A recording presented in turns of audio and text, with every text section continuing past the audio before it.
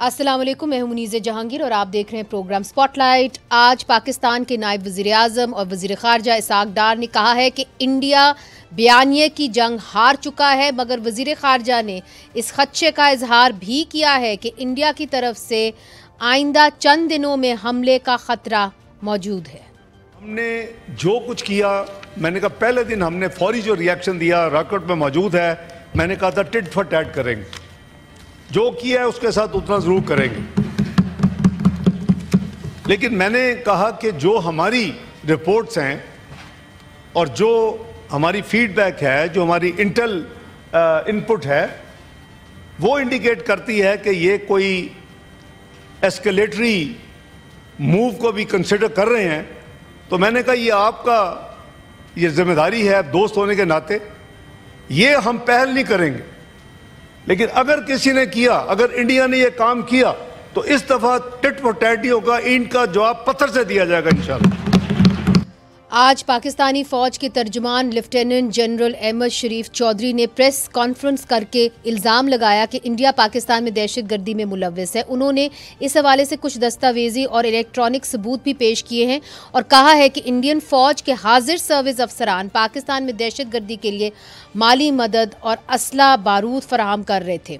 अक़वाम मुत्तहिदा में भी पाकिस्तान ने इंडिया का नाम लिए बगैर कहा है कि इनके पास ऐसे सबूत मौजूद हैं जो साबित करते हैं कि जाफर एक्सप्रेस हमला पाकिस्तान इलाकाई मुखालफीन की तरफ से स्पॉन्सर किया गया था, जबकि अक़वाम मुत्तहिदा ने एक बार फिर दोनों मुल्कों को कशीदगी कम करने के लिए बात करने का मशवरा दिया है।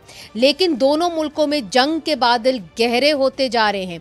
इंडियन मीडिया के मुताबिक वज़ीर आज़म नरेंद्र मोदी ने मुसल्लह अफवाज को रद्द-ए-अमल देने के लिए तरीक़ाकार, अहदाफ और वक्त के बारे में फ़ैसला करने की मुकम्मल आज़ादी दे दी है, जबकि इसहाक़ डार ने मुख्तलिफ ममालिक से बात करके पहलगाम के हवाले से पाकिस्तान का मौक़िफ़ जो है वो पेश किया है और कहा है कि पाकिस्तानी तहकीकात के लिए तैयार है, पाकिस्तान जो थर्ड पार्टी तहकीकात के लिए तैयार है।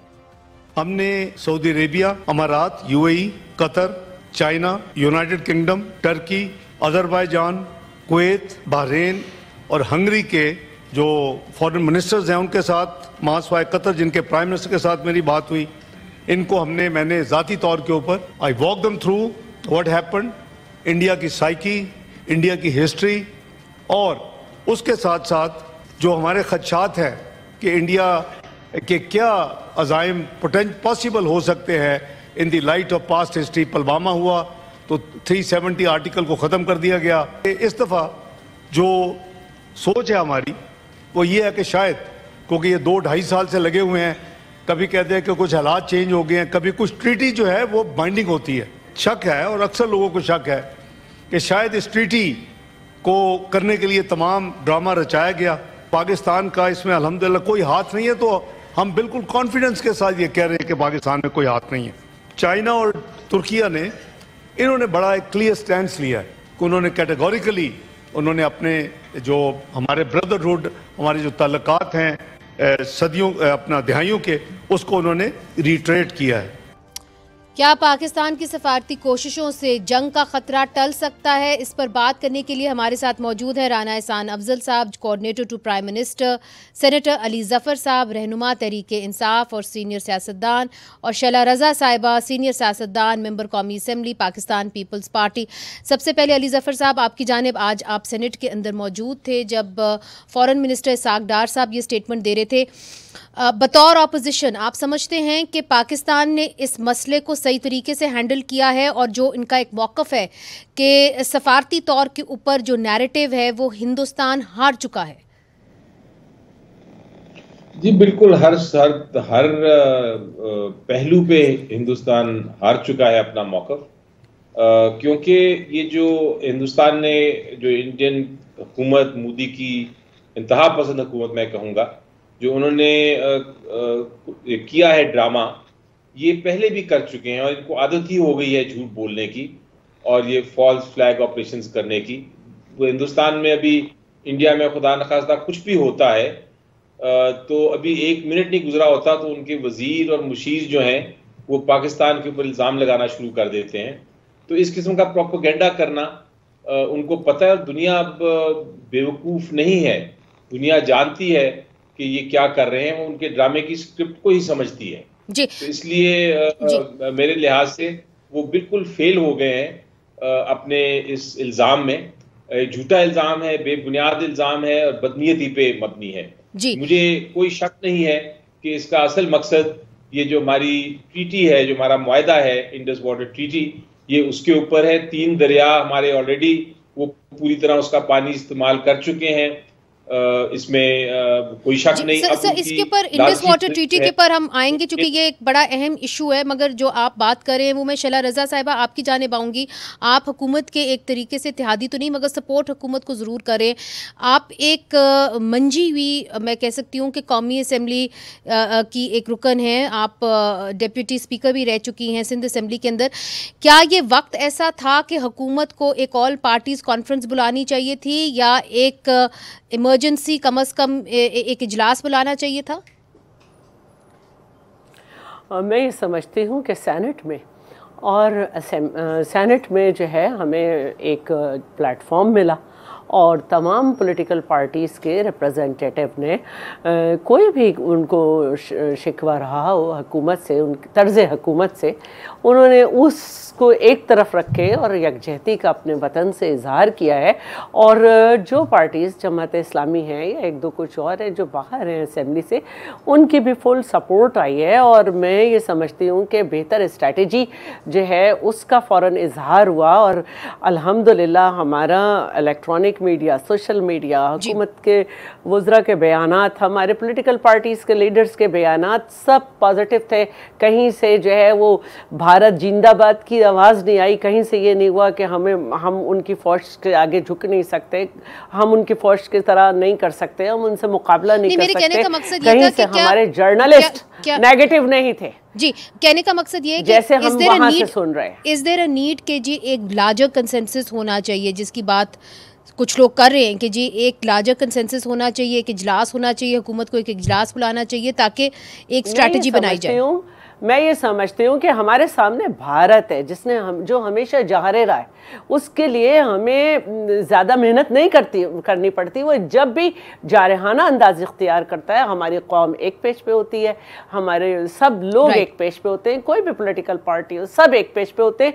बुला लिया जाए जब भी कोई बात नहीं, लेकिन नहीं भी बुलाया जब भी आप हर सतह से एक बेहतरीन किस्म का आप देखेंगे कि सब लोग एक ही जज्बे, एक ही अल्फाज और एक ही दिल से खड़े हुए हैं। राइट। मगर राना एहसान साहब, जो बात अभी हो रही है वो यही हो रही है कि इंडियन मीडिया अब रिपोर्ट कर रहा है कि नरेंद्र मोदी साहब ने अपनी फ़ौज को ये कह दिया कि अब आपके ऊपर है कि आपने कैसे इसका रिस्पॉन्स देना है, उनको ग्रीन लाइट दे दी गई है। What is the threat level right now? देखें, भारत जो है वो मैं समझता हूँ कि कॉर्नर हो गया। कॉर्नर कैसे हुआ है? एक तो अब इसको 7 दिन हो गए हैं इस वाक़े को, एक बूंद वो एविडेंस जो है वो अपने लोकल मीडिया को या इंटरनेशनल लेवल पे नहीं दे सका।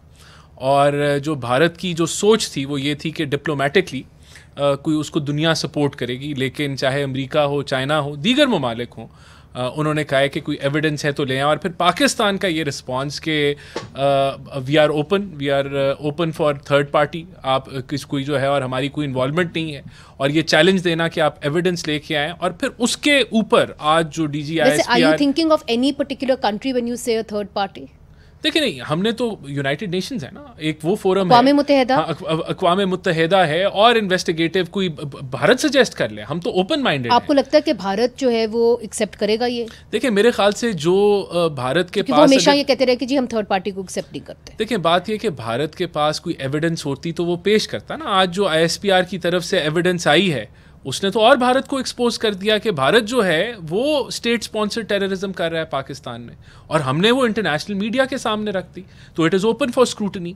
तो अब जो मोदी सरकार है उसके पास एक तो सुबकी उसकी हो गई इंटरनेशनली, डिप्लोमेटिकली, जो वो उसको सपोर्ट चाहिए थी या भारत की आवाज़ में कोई आवाज़ बनता वो नहीं बना। अब वो जो है ये अगर किसी मिस एडवेंचर पे जाता है तो इनको पुलवामा याद होना चाहिए कि तब उनको किस तरीके से हमारी नेवी एयरफोर्स ने कैसा मुंह तोड़ जवाब दिया था, एंड देवर तब भी इनको झूठा बयानिया बनाना पड़ा। तो मैं समझता हूँ कि अब अगर ऐसा वो मिस एडवेंचर करते हैं तो it could be A suicide for Modi. तो मेरा नहीं ख्याल कि वो इस तरफ जाएंगे, लेकिन आप यू कैन नॉट प्रिडिक्ट कि ये मोदी क्या करता है, क्योंकि वो already I feel that they are trapped in their own narrative जो बोगस साबित होता जा रहा है बाय द डे। मगर अनफॉर्चुनेटली आज एक केस लगा हुआ था सर हाई कोर्ट के अंदर एयर मार्शल जवाद सईद का। ये वो हैं जिन्होंने बालाकोट के ऊपर जब हमला हुआ था तो उन्होंने ऑपरेशन स्विफ्ट रिटॉर्ट किया था 27 फरवरी को। तो वो इस वक्त जो है मिलिट्री ट्रायल फेस कर रहे हैं। खैर वो हमारा एक अंदरूनी मसला है, मगर ये कुछ हमारे भी रियलिटीज़ हैं। अली ज़फ़र साहब, एक आवाज़ उठती है, क्योंकि मैं मिलिट्री कोर्ट्स के ट्रायल की बात कर रही हूँ और शायद उनको जो है वो ट्रीज़न के ऊपर, म्यूटनी के ऊपर ट्राई किया जा रहा है और आपकी पार्टी से मुंसलिक किया जा रहा था माजी में। अब बात ये उठती है कि इमरान खान साहब जो एक ऑपोजिशन लीडर तो हैं, वो जेल में हैं। आपकी पार्टी अब क्या चाहती है कि इमरान खान साहब की भी सुनी जाए इस सिनेरियो के अंदर? देखिए, मैंने सेनेट में स्पीच की थी और मैंने कहा था कि ऑपोजिशन का जहाँ तक ताल्लुक है, हमने ये दिखाया है कि जब पाकिस्तान का मसला आता है तो पाकिस्तान कम्स फर्स्ट, और हम सारी अपनी जो हमारी तकालीफ हैं, हमारी जो शिकायत हैं, हमारे साथ जो कुछ हो रहा है, हमने सब साइड पे करके हमने एक साबित कर दिया है कि हम पाकिस्तान के लिए खड़े हो सकते हैं इकट्ठे। और हमने रेजोल्यूशन भी जो सेनेट ने पास की, हमने सब ने मिल के उसमें, बल्कि उसका ज़ुबान जो शुरू में आई थी रेजोल्यूशन कमज़ोर थी थोड़ी ज़ुबान, हमने उसको और मज़ीद उसको मजबूत किया और उस पर सब ने दस्तखत किए। और उसके बाद हमने सब ने बाकायदा अपनी स्पीचेस की सेनेट में जो सपोर्ट किया। तो अपोजिशन ने तो अपना काम दिखा दिया और अपना जो हमारा इरादा है साफ कर, हमने साबित कर दिया कि हम खड़े हैं इस मामले में पाकिस्तान के साथ। तो मैंने फिर कहा था कि आप हुकूमत का भी वक्त फर्ज है कि वो भी ये दिखाए कि ये सारे सियासी इशूज साइड पे करके कि वाकई हम इकट्ठे खड़े हैं, और उसके लिए आप APC बुलाएं और उसमें आप इंश्योर करें कि इमरान खान साहब उसमें आएंगे, क्योंकि जब वो आएंगे और उनकी आवाज़ लोग सुनेंगे तो एक और बलबला, एक और जोश होगा और पूरी दुनिया में उनकी आवाज़ गूंजेगी। और जो भारत जो उनको शिकस्त होगी अपने मकसद में, उनको उनका जो डिजाइन है वो फेल हो जाएगा। तो ये एक बड़ा जरूरी टाइम था। आप देखें कि हमारे इंडिया में इनफैक्ट उन्होंने शायद APC बुला भी ली है और शायद वो हो भी गई है। जी बिल्कुल उन्होंने बुलाई है जी, और वो एक और बुलाने की भी सोच रहे हैं, एक और बुलाने की भी सोच रहे हैं। बल्कि उनको तंकीद, मोदी सरकार को तंकीद का सामना करना पड़ा राहुल गांधी साहब से। शैला रज़ा साहिबा, जो अली ज़फ़र साहब बात कर रहे हैं कि जी क्यों ना ये अब हम यकजा हो जाएं, क्यों ना इमरान खान साहब को बुलाया जाए, क्यों ना हम इकट्ठे मिलके जवाब दें, अच्छी तजवीज़ है? देखिए, इमरान खान साहब कोई मेरी ख्वाहिश पे तो अंदर नहीं है ना, उन पे कुछ मुकदमात है, उनको एक सज़ा हुई हुई है। और बात यह है कि जो बुरे से बुरे मुकदमों के अंदर भी कैदी जेल में हैं, जो सियासी भी नहीं है, मेरे मुल्क के मामले पे वो अपने मुल्क के मामले पे वो अलग राय नहीं रखेंगे। और इनके पार्टी के जितने भी, चाहे बैरिस्टर गौहर हों, चाहे सलमान अकरम राजा हों या कोई भी हो, सब ने पाकिस्तान की सपोर्ट में बात की। सब ने अपनी हुकूमत की पॉलिसी जिसके ऊपर फ़ौज काम कर रही है उसको सराहा है और अपने आप को कहा है कि हम सब एक पेज पे हैं इस मामले में। तो अगर कोई शख्स किसी वजह से मुकदमात में उसमें है तो ये तो खुद रूल ऑफ लॉ की बात करते हैं, उसको कैसे बाहर निकाला जा सकता है इस वक्त? अच्छा, कमाल है। ठीक है राना एहसान साहब, आज जब इमरान खान साहब से उनकी बहनें मिलने गईं, उनको फिर से मिलने नहीं दिया गया। अली ज़फ़र साहब खुद गए, सेनेटर हैं, उनको नहीं मिलने दिया गया। तो सवाल ये उठता है कि अगर एक लीडर हैं, ऑपोजिशन के हैं और वो जेल में हैं, अली ज़फ़र साहब कहते हैं कि कोई हर्ज नहीं होगा कि आप यूनिटी दिखाएं और आप उनसे भी मशवरा करें जब आप APC बुलाएं। अब मुझे ये भी नहीं पता कि आप APC बुलाने का इरादा कर भी रहे हैं कि नहीं कर रहे। देखें, सबसे पहले तो parliament is in session, senate is in session, joint session की तरफ भी हम जा सकते हैं। तो ये फोरम तो इट इज़ ऑलरेडी वर्किंग, और इधर मैं अप्रिशिएट करूँगा कि एक बड़ी अच्छी आवाज़ आ रही है। लेकिन मैं समझता हूँ कि यहाँ जो ये बात की जा रही है, आई एम सॉरी टू से, कि ये वो वक्त नहीं है कि हम मोदी के कंधों को इस्तेमाल करें एक NRO के लिए या अपनी सियासत चमकाने के लिए। अब ये बदकिस्मती से ये डिमांड जब दहशतगर्दी का भी हवाले से भी जब नेशनल सिक्योरिटी का इजलास बुलाया गया तो तब भी यही बातें की गई। तो ये मेरे ख़्याल से ये इनकी मजबूरी भी है PTI की, कि अगर ये ऐसी बातें नहीं करेंगे तो शायद इनके जो लीडर हैं वो फिर जो है वो बर्दाश्त ना करें, और वहाँ से एक वो तो ये अपनी पर्सनल पॉलिटिक्स का टाइम नहीं है। आई एम सॉरी टू से, वैसे ओवरऑल PTIs का जो रिस्पांस है वो पॉजिटिव है, लेकिन ये जो डिमांड डाल देते हैं उनको 14 साल की सज़ा है, तो मैं नहीं समझता कि ये डिमांड जो है कोई वैलिड है। और वैसे अगर ये वक्त नहीं है कि मैं इनको क्रिटिसाइज़ करूँ, लेकिन इन्होंने कोई मुल्क नहीं छोड़ा, अमेरिका हो, ब्रिटेन हो, यूनाइटेड नेशंस हों, अब ये इंडियन जो ये मामलात हैं मोदी की तरफ से, ये इसमें भी ये वो अपॉर्चुनिटी ढूंढ रहे हैं कि खान साहब को बाहर निकाल के जो है वो उनसे कोई, तो मेरा नहीं ख्याल कि ये वक्त है कि इसके ऊपर हम ज़्यादा इस बात पे एंगेज करें। ये PTI को जो है, इनके पास ऑपोजिशन लीडर है, इनके चेयरमैन हैं, इनके जनरल सेक्रेटरी हैं, इनके और दीगर, तो कोई ज़रूरत नहीं इमरान खान साहब को बिग पार्टी और APC आप अभी नहीं बुला ले फिलहाल। देखिए, अभी आई डोंट थिंक कि APC जो है वो फौरी तौर पे बुलाई जा रही। हो सकता है मुमकिन तौर पे कि जो लीडरशिप है वो इसके ऊपर फैसला करे। बहरहाल जॉइंट सेशन जो है, जो कि आपका पार्लियामेंट का पूरे पार्लियामेंट को रिप्रेजेंट करता है, मुमकिन तौर पे वो मुझे नज़र आ रहा है। ठीक है, ये बड़ी अहम बात आपने की है और अली ज़फ़र साहब से भी इसका रिएक्शन लेंगे, मगर जो बात अभी कह रही है, अनफॉर्चुनेटली ये बुरी ख़बर है, मगर ख़बर यही है कि इस वक्त जंग के बादल जो हैं वो मंडला रहे हैं। पाकिस्तान के पास क्या ऑप्शंस होंगे, इस पे हम बात करेंगे वक्फे के बाद।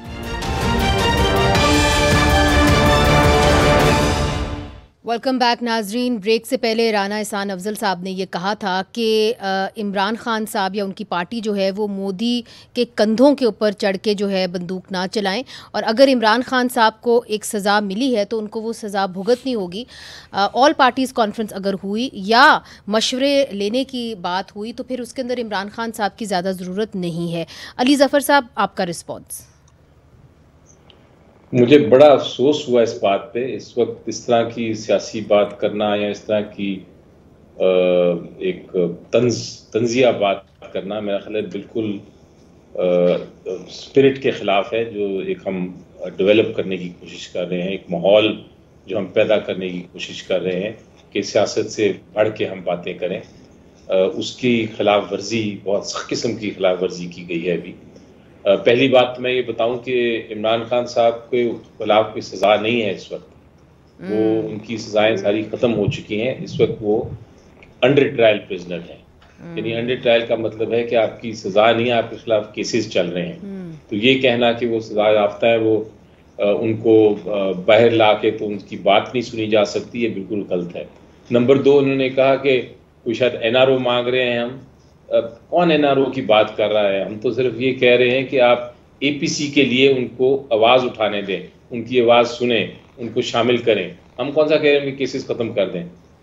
ये इतना बड़ा जंप लेना और कहना कि जनाब हम कोई मोदी के कंधे पे बंदूक चला रहे हैं, बहुत गलत किस्म की ज़ुबान है और मैं इसको मुस्तरद करता हूँ। I am sorry, not acceptable. दूसरी चीज़ ये है कि हम APC की बात कर रहे हैं और हम एक बड़े अच्छे माहौल की बात कर रहे हैं और हम पाकिस्तान की बात कर रहे हैं। मुझे इस हुकूमत से कोई प्यार और मोहब्बत नहीं, हम तो इनके मुखालिफ हैं। हम तो समझते हैं कि ये नाअहल हुकूमत है, ये फ्रॉड हुकूमत है। लेकिन इस वक्त ये वक्त नहीं है कहने का, इस वक्त पाकिस्तान की बात करें, सिर्फ पाकिस्तान की बात करें, क्योंकि जब तक पाकिस्तान है हम हैं, और मेरी तो जान भी हाजिर है इस मुल्क के लिए जी। अगर कोई दुश्मन हमें देख रहा है तो इस वक्त हमें ये बातें नहीं करनी कि कौन, हमें पता है सजा क्यों की हुई है और केसेस क्यों हो रहे हैं खान साहब के खिलाफ। वो सारी बातें साइड पे कर दें इस वक्त। ठीक है, मगर जो आपने बात की है ना अली जफर साहब की, he is an under trial prisoner. Shaila Raza साहिबा, आपकी लीडरशिप के ऊपर, बल्कि आपके ऊपर खुद तो ये वक्त बहुत दफ़ा आ चुका हुआ है जब पाकिस्तान पीपल्स पार्टी लीडरशिप को भी जेलों में डाल दिया जाता था, कई सालों तक केसेस चलते थे, कभी प्रूव नहीं होते थे। तो आज अली ज़फ़र साहब उधर खड़े हुए हैं और कहते हैं कि जी मेरे जो लीडर हैं वो अंडर ट्रायल प्रिजनर है, उनके खिलाफ जो केसेस हैं वो ख़त्म हो चुके हुए हैं, अभी सिर्फ उनको कन्विक्शन नहीं हुई। तो फिर आप क्यों नहीं उनसे बात कर सकते? और as a prisoner you only lose your right to movement, not to speech, not to expression. मैं सिर्फ ये पूछना चाहती हूँ कि जो ज़फ़र साहब ने, जो बैरिस्टर गौहर ने, जो सलमान अकरम राजा ने बात की है, क्या इनके लीडर उसके मुखालिफ जाएंगे? उन्होंने सपोर्ट किया है पाकिस्तानी हुकूमत के ने जो पॉलिसी पाकिस्तानी फ़ौज को दी है, और उन्होंने कहा है कि हाँ पूरी आवाम के साथ वो भी हैं। तो क्या इमरान खान इसके अगेंस्ट जाएंगे? ये इनसे पूछ लेते हैं। इसके लिए पूछने की जरूरत है। पाकिस्तान का मामला होगा तो मैं तो अपने वालिदैन से नहीं पूछूंगी, मैं जाऊंगी वहीं से सपोर्ट करूंगी। नहीं, मगर ये पूछ लेने दें अली ज़फ़र साहब, ये जो इनका मैं तो बहुत छोटी थी, और मैं तो बहुत छोटी थी जब मैंने पीपल्स स्टूडेंट फेडरेशन ज्वाइन की थी, पूछ के तो नहीं की थी।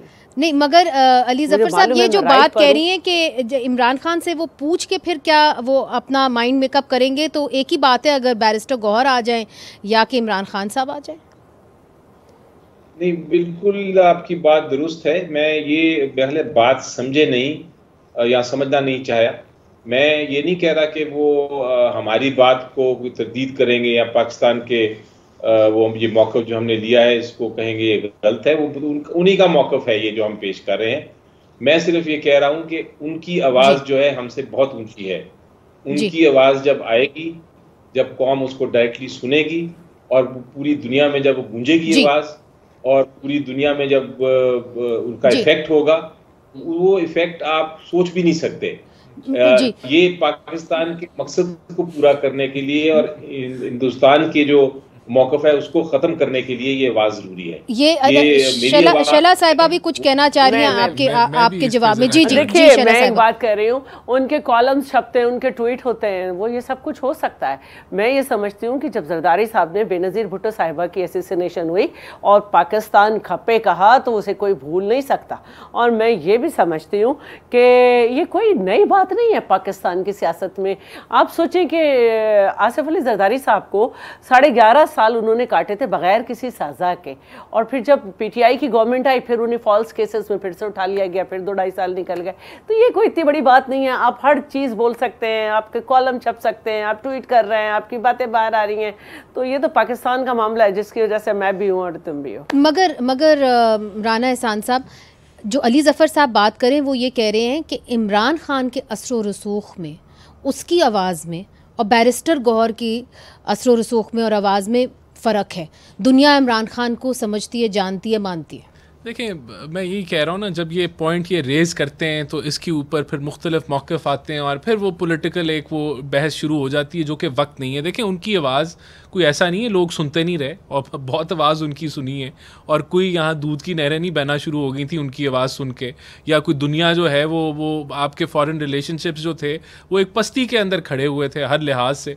चाहे आप वो चाइना के हवाले से ले लें, मिडल ईस्ट के हवाले से ले लें, तो उनकी आवाज़ तो बड़ी लोगों ने सुनी, और जो पोलराइजेशन का माहौल है वो भी उनकी आवाज़ से ही जो है और उनके नारों से लगा। तो मैं अब सॉरी टू से ये जो है ये वक्त नहीं है। दहशतगर्दी हो, नेशनल सिक्योरिटी काउंसिल की बात हो तो ये टॉपिक आ जाता है जी खान साहब को बाहर ले आए, वो उनकी बात देखें। ये जमात है पीटीआई, इनका ऑपोजिशन लीडर है अली ज़फ़र साहब हैं, और दीगर जो हैं वो इनके लीडर्स हैं, वो बात कर रहे हैं, दैट इज़ रिप्रेजेंटिंग पीटीआई। तो ये कहना कि जी उनकी आवाज़ आएगी तो यहाँ सारे जो है वो पता नहीं क्या हो जाएगा, ऐसा कुछ भी नहीं होगा। This perhaps is much more serious than Pulwama जो हमें लग रहा है, और जो असेसमेंट है लोगों की वो यही है, इंटेलिजेंस की जो असेसमेंट है वो यही कह रही है। अब पाकिस्तान की जो हुक्मरान है उनके पास क्या पॉलिसी होगी? लेट्स से खुदा ना खास्ता इंडिया कल स्ट्राइक करता है और इसाक डार साहब कह रहे हैं कि जी टिट फॉर टैट नहीं होगा, पत्थर का जवाब ईंट से होगा, तो फिर उसके बाद क्या होगा? देखिए, मैं समझता हूँ कि प्राइम मिनिस्टर शहबाज शरीफ ने जो मौक़िफ़ दुनिया के सामने रखा है उसने इंडिया को कॉर्नर कर लिया। उनका मौक़िफ़ क्या है? उन्होंने कहा है कि आप आ जाएं, आप एविडेंस दें और थर्ड पार्टी करा लें, किसी और से इन्वेस्टिगेट करा लें। तो मुझे बताएं अब इंडिया के पास क्या स्पेस है? उसने अगर हमारे पे हमला करना है तो किस बेसिस पे करना है कि हम उस दहशतगर्दी के इंसिडेंट में इन्वॉल्व हैं, जबकि हमने तो चैलेंज कर दिया है कि आप एविडेंस है तो ले आए सामने। तो अब अगर उसके बावजूद अगर इंडिया करता है तो मिलिट्री रिस्पांस तो हमारा, वो तो आपको जवाब आ गया फॉरेन मिनिस्टर से, डिप्टी प्राइम मिनिस्टर से, कि ईंट का जवाब हम पत्थर से देंगे। तो डिप्लोमेटिकली तो हमारा नहीं देखें, डिप्लोमेटिकली तो हमारा जो रिस्पांस है वो तो ऑलरेडी इट इज विनिंग, वो जीता हुआ रिस्पांस है, वो वही रिस्पांस रेजोनेट कर रहा है दुनिया में। उसको नहीं, मैं देखें, इट शुड बी इनफ। मैं तो समझता हूं कि अगर न्यूयॉर्क टाइम्स, इकोनॉमिस्ट, दुनिया भर जो है, ना अमेरिका ने उनको सपोर्ट किया, ना चाइना ने सपोर्ट किया, ना किसी और मुल्क ने सपोर्ट किया, तो अब भी अगर वो कोई मिस एडवेंचर करते हैं तो India is going to isolate themselves, क्योंकि पाकिस्तान तो नहीं रुकेगा। तो मैं समझता हूं कि जो प्राइम मिनिस्टर शहबाज शरीफ का रिस्पॉन्स है, उसने बिल्कुल कॉर्नर कर लिया इंडिया को। ये जो आपने कहा कि इंडिया को कॉर्नर कर लिया, मगर इज़ इंडिया फीलिंग कॉर्नर्ड? अगर उनके आप मीडिया को देखें या उनके हुक्म को देखें तो वो ऐसा नहीं लग रहा, मगर एक तरफ से वहाँ पे भी हॉकिश आवाज़ें आ रही हैं। जो हॉक्स हैं हिंदुस्तान के, वो तंकीद कर रहे हैं वज़ीर आज़म नरेंद्र मोदी और अमित शाह के ऊपर और कह रहे हैं कि उनकी स्ट्रैटेजी जो है वो काम नहीं की गई।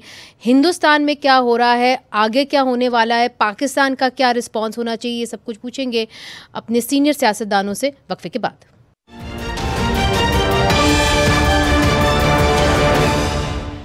वेलकम बैक नाजरीन। अली ज़फ़र साहब, ब्रेक से पहले हम ये बात कर रहे थे कि अगर खुदा न खास्ता यहाँ पे एक स्ट्राइक होती है और हिंदुस्तान की तरफ से होती है, तो आज वज़ीर ख़ारजा इसाक डार ने ये कह दिया है कि अगर वो ईंट मारेंगे, अगर वो पत्थर मारेंगे तो हम ईंट मारेंगे। क्या ये एक करेक्ट स्ट्रैटेजी होगी? और अगर हम पत्थर का जवाब ईंट से देंगे तो फिर आगे से क्या होगा? What's next? देखिए जी, इसमें आई डोंट थिंक इसमें कोई सवालिया निशान है। अगर कोई भी आपके मुल्क अटैक करता है तो फिर आप उसका भरपूर जवाब देते हैं। जरूरी नहीं कि आप टिट फॉर टैट करें, उसका आपके पास जो भी इख्तियार है आप उसके ऊपर वापस हमला करेंगे। ये एक बहादुर कौम है, ये एक निडर कौम है, एक पुरअमन कौम है, लेकिन जिम्मेदार भी साथ कौम है। हम नहीं चाहते अदम इस्तेहकाम, हम नहीं चाहते कि कोई जी, लेकिन अगर कोई हमला कर देगा तो फिर आपके पास डिफेंस राइट, हक आप स्ट्राइक करें। इसमें मेरा ख्याल है कोई शक नहीं होना चाहिए उनको बल्कि डर के रहना चाहिए। नहीं, आप चूंकि एक वकील भी हैं, जो जाफर हरकत ना जी, और आपकी आवाज बल्कि कट रही है। बात आपको बताऊं, आपकी आवाज कट रही है। मैं आपसे ही पूछना चाह रही थी, चूंकि आप वकील हैं, अब देखें ये भी कहा जा रहा है कि जो जाफ़र एक्सप्रेस के अंदर जो शाहिद आए हैं, पहले ये कहा जा रहा था फॉरेन ऑफिस की तरफ से कि अफ़गानिस्तान से कॉल्स जा रही थी, अब ये कहा जा रहा है कि हिंदुस्तान भी उसके अंदर इन्वॉल्व है। अब इस तरह के जो शाहिद हैं इंटरनेशनली, पाकिस्तान कहाँ प्रेजेंट कर सकता है अपने केस को मजबूत करने के लिए? देखिए, जहां तक तो ताल्लुक है, जहां टेररिज्म हमारे मुल्क में कोई बाहर से कर रहा है, जिस तरह आपको एग्जांपल कनाडा का आपको याद है एग्जांपल, जहां इंडिया ने जाके वहां असैसिनेट किया था और आपको याद है उन्होंने क्या क्या एक्शंस लिए थे। तो वो सारे इकदाम हम कर सकते हैं अगर कोई एस्पेनेज हमारे आके भी कर सकते हैं। इंटरनेशनल वर्ल्ड में अगर कोई टेररिस्ट आपके आके करे और किसी के, मेरा ख्याल है आपकी आवाज़ जो है वो हमें कट कट के आ रही है। शैला रज़ा साहिबा, जो बात इसाक डार साहब ने की है कि जी हम ईंट का जवाब पत्थर से देंगे, अब अगर हम पत्थर मारते हैं तो वहाँ पे रिएक्शन क्या होगा और ये कहाँ आके ख़त्म होगा? दोनों न्यूक्लियर पावर्स हैं, जो बातें हो रही हैं ये काफ़ी ख़तरनाक बातें हैं। हम अपनी चेस्ट बीटिंग तो कर सकते हैं, आएँ लड़ें और लड़ाई की आवाज़ें भी ऊंची होंगी, उस पर लोग तालियां भी मारेंगे, मगर सफ़र तो फिर हमारी अवामों ने ही करना है ना, दोनों तरफ की अवाम ने। अच्छा, मैं यही कहूँगी कि जंग जो है वो मसाइल का हल नहीं है, जंग तो खुद एक मसला है। और वही बात है, मैं ये कहना चाहती हूँ कि ये 65 और 71 नहीं है, 1976 में जुल्फ़िकार अली भुट्टो ने असेंबली में कहा था कि अब हम एटॉमिक पावर बन चुके हैं। फिर उसके बाद मोहतरमा बेनज़ीर भुट्टो ने F7 थंडर का भी तोहफा दिया, मिसाइल टेक्नोलॉजी भी हमें दी, जिसके बाद 5 धमाके भी हुए। तो अब बहुत कुछ सोच के भारत करेगा, और ये जो मुझे लगता है कि बाकायदा स्ट्राइक नहीं होगी, ये दहशतगर्दी कई तरीक़ों से आगे आएगा। लेकिन बहरहाल हमारी तो स्ट्रैटेजी अमन की है, और हम यही चाहेंगे कि इसको हम रोकें, क्योंकि अपने आलम का खून है और इतनी शायरी है, सब है कि हम किसी भी तरह डिप्लोमेसी में जाएं और इसको रोक सकें। और अगर नहीं रुका तो फिर ठीक है जी। कल बिलावल भुट्टो जरदारी साहब ने भी हमारे शो पे बहे, चाहे कश्मीर में बहे जी, यही बिलावल भुट्टो जरदारी साहब ने भी हमारे शो पे कहा। उन्होंने कहा कि जो नॉन स्टेट एक्टर्स हैं उस हवाले से कोई ना कोई मेकनिज़म तैयार करना चाहिए ताकि उस मामले को देखा जाए। मगर आपकी क्या असेसमेंट है राना एहसान साहब, आप हुकूमत में बैठे हुए हैं, अमरीका कोई मुस्बत किरदार अदा कर सकेगा? सऊदी अरेबिया, UAE, आपकी इन सबसे बात हुई है, सुना है कि ईरान जो है वो मीडिएट करेगा। Are these people ready to play a part in ratcheting down the tensions? देखिए, मेरे ख्याल से दो न्यूक्लियर स्टेट्स में जब फ्रिक्शन पैदा होती है और जब वॉर मॉन्गरिंग की तरफ आप बढ़ें तो दुनिया की जो द वर्ल्ड टेक्स नोटिस। और मेरे ख्याल से मोदी का जो मिस एडवेंचर है वो बड़े बदतरीन तरीके से एक्सपोज हुआ है। ये मिस फॉल्स फ्लैग ऑपरेशन था, तो definitely we are in touch with them, और हमें हर एक ने सपोर्ट का कहा है और यही कहा है कि जो है एस्केलेशन नहीं होनी चाहिए या इसको हम अवॉइड करें। और जो आपका पहला सवाल था, देखिए बिल्कुल बात हमने we have made it clear कि वी विल नॉट एग्रेस। हमने ना अभी एग्रेस किया है, लेकिन अगर ऑफेंस होता है इंडिया की तरफ से तो we have the right to defend our borders. तो जवाबी कार्रवाई होगी, जवाबी कार्रवाई भरपूर तरीके से होगी। बट ये हमने दुनिया को भी कहा है कि वी आर नॉट एग्रेसर्स। हमने कोई हमारी तरफ से ना ऑफेंस हुआ है। अभी भी जो इल्जाम लग रहे हैं वो झूठे हैं, बेबुनियाद हैं। लेकिन अगर इंडिया जो है वो ऑफेंसिव एक्शन करता है, मिस एडवेंचर करता है, तो then we will not hold our horses back. बहुत बहुत शुक्रिया राना एहसान साहब, आपने हमें ज्वाइन किया। शला रज़ा साहिबा, आपका भी बहुत शुक्रिया। सेनेटर अली ज़फ़र साहब, आपका भी बहुत शुक्रिया। नाज़रीन, आने वाले दिनों के अंदर हमारी नज़र जो है रहेगी पाक भारत ताल्लुकात के ऊपर। अच्छी खबरें नहीं आ रही हैं, अनफॉर्चुनेटली जो है सबका ख्याल जो है रखे अल्लाह मियाँ। और दूसरा ये कि हमारी हुकूमत जो है बड़े फूक फूक के कदम रखे। मुनीज़ जहांगीर को इजाज़त दीजिए, खुदा हाफ़िज़।